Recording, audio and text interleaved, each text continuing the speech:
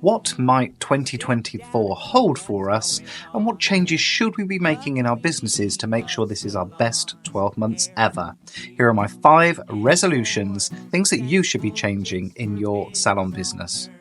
All on Build Your Salon. Hello, my salon friends. Phil Jackson here, your Queen of Salons, coming in your eyes and ears again with another dose of wise old owl wisdom and happy new year. I hope 2024 is going to be peaceful and prosperous for you. And how was December? Mixed bag coming from my salon coaching group and from my one-to-one customers. It seems that the Christmas rush did appear for most salons, but it seemed to take quite a long time to get there. Certainly wasn't there at the beginning of December, which is what we've been traditionally used to. And for a few, the Christmas rush didn't happen at all, which I think is a bit scary for some businesses because many use December as the big profit month, and I don't think we can rely on that anymore. In fact, I'm afraid 2024 looks a little bit like 2023 was going to be. I don't see anything huge on the horizon that's going to change our fortunes, change outcomes in our salon businesses. Okay, we've got elections here in the UK, so that might mean a change of government. In fact, at the moment, here in January, the signs are that we will be getting a change of government. I don't think it's going to make an awful lot of difference to us on the ground floor of retail and high street business, though. And the reason for that is that here in the UK, we have a Conservative government, and markets and the banks like Conservative governments traditionally. They don't like Labour governments very much because Labour tend to be heavier on public spending. So I don't see the economy taking very kindly to a change of government. And of course, markets and economies hate uncertainty. So until things have settled down a little bit, I don't see very much changing for us at all.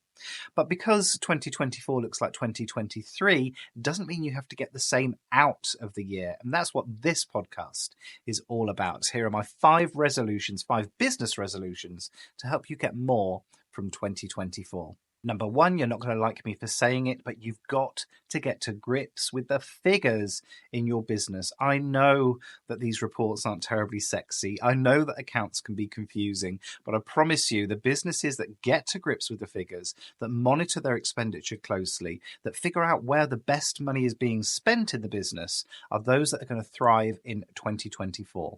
So I want you to book a meeting with your accountant. If all your accountant is doing for you is preparing your annual returns and filing them for you, get rid.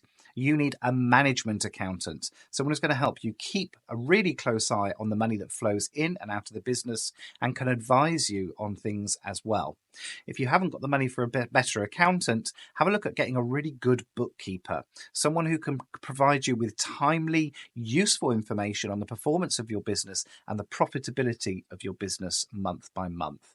I promise you, spending a little bit of time each week, I call it my money hour on a Friday morning, just getting to grips with what's going into my bank account and the expenditure that I can expect over the next 7 days as well. Once you've got to grips with a week, start to expand your horizons to a month and then a quarter. Number 2, this time of year is awesome for reviewing our progress, figuring out where we are at the moment, doing a little bit of a survey on the areas of our life that need work. And one that I really want you to focus on is your business tribe.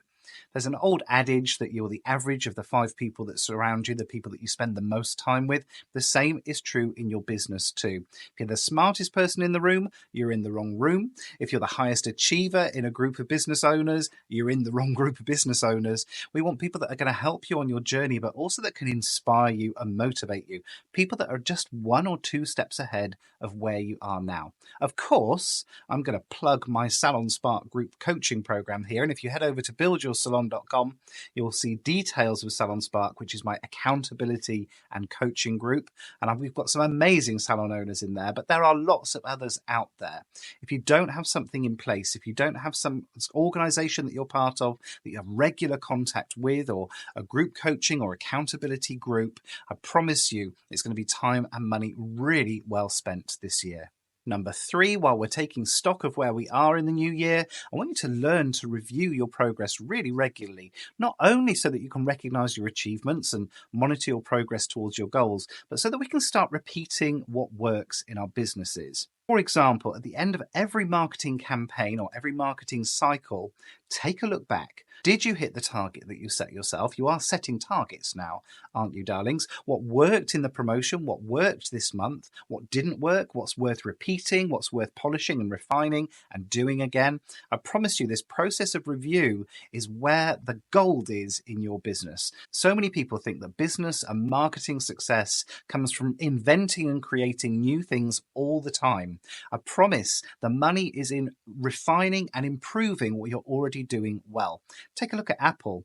Yes, of course, they come out with new models every year, but it's a new iPhone. It's not a brand new product. It's not a brand new item for us all to go crazy about. They're polishing, refining, improving what's already popular. And I want you to do the same as well. And that's because number 4, I want this to be the year that you simplify.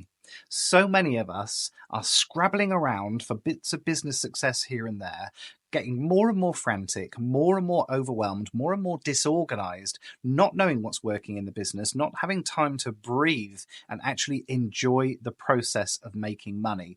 That's when we start to fall out of love with our businesses. That's when your salon starts to lose the buzz. So simplify, simplify, simplify. Instead of running promotions every 2 or 3 weeks in your business, what if you did 2 or 3 promotions per quarter maximum? What if I put you on a marketing and promotional diet and made you cut way back so that your promotions have time to breathe, so that they have time to succeed properly, but so that you're not running around like a headless chicken trying to do more and more. It didn't work in 2023. I don't think it's going to work in 2024 either. And finally, and most importantly, number 5, I want you to be investing in yourself.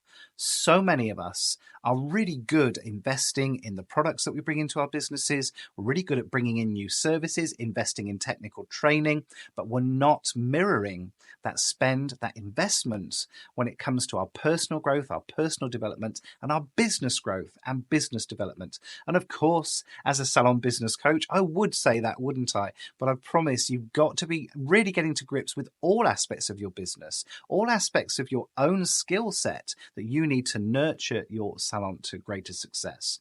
So my challenge to you is every pound or dollar or euro that you spend on technical training in your business this year, I want you to mirror it. I want you to match it with business and personal development training. You will thank me when we get to the end of 2024. So there we have it, my 5 business resolutions for this year to help your salon to further success. I hope they've been useful. What have I missed? Reach out, let me know, phil@buildyoursalon.com. You know I love hearing about you and your continued success. Also, please reach out with questions for my Q&A. The Q&A sessions are going to carry on through 2024. So every month I have a podcast dedicated to the questions that you bring me. It doesn't work unless you send some in though. Same email address, phil@buildyoursalon.com. Look out next week for another guest episode. We're going to be continuing with those 2. Every 2 or 3 weeks on the Build Your Salon podcast, we're going to have a guest bringing their point of view on the salon industry.